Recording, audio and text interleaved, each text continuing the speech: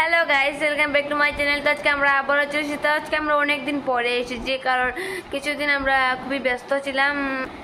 কী কারণে ব্যস্ত ছিলাম তার কারণ হচ্ছে আমি বাড়িতে ছিলাম না, আমি খুব অসুস্থ ছিলাম, তাই জন্য আমি ভিডিও করতে পারিনি। তো আজকে আমি আবারও চলে এসেছি অনেকদিন পরে।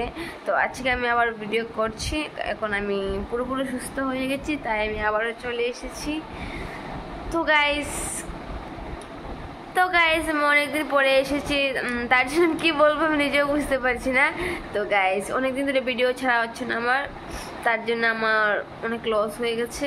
তো কি আর করা যাবে, আমি অসুস্থ ছিলাম, তো বাড়িতেও ছিলাম না, আমার হাজব্যান্ডও বাড়িতে ছিল না যে ও কন্টিনিউ করবে, ওর কাজে বেরিয়ে গিয়েছিল, আমিও আমার বাড়িতে চলে গেছিলাম। অসুস্থতা আমি একা একা কী করে থাকবো, তার জন্য। তো গাইস ফাইনালি আমরা বাড়ি চলে এসেছি। তো আজকে আমরা রাতে বানাবো খিচুড়ি।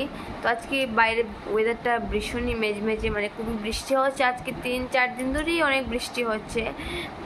তাই আজকে আমি বানাবো খিচুড়ি, তার সাথে থাকবে ভাজা আর আমার বরের ফেভারিট শীতলের ভর্তা। তো আজকে আমরা এসব বানাবো। তো এখন কটা বাজে? এখন বাজে বোধহয় 7টা। তো আমি আর একটু পরে বসিয়ে দেবো খিচুড়ি। তো তার সাথে তো কী থাকবে বলে দিলাম।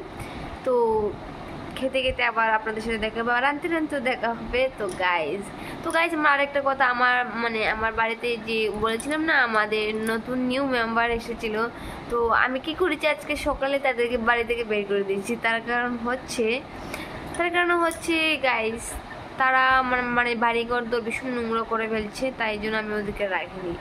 তো গাইজ ভীষণ কষ্ট লেগেছে ওদেরকে পালিয়েছি, কিন্তু কি করা যাবে গাইজ, আপনারা তো বুঝতেই পারছেন কেন পালালাম।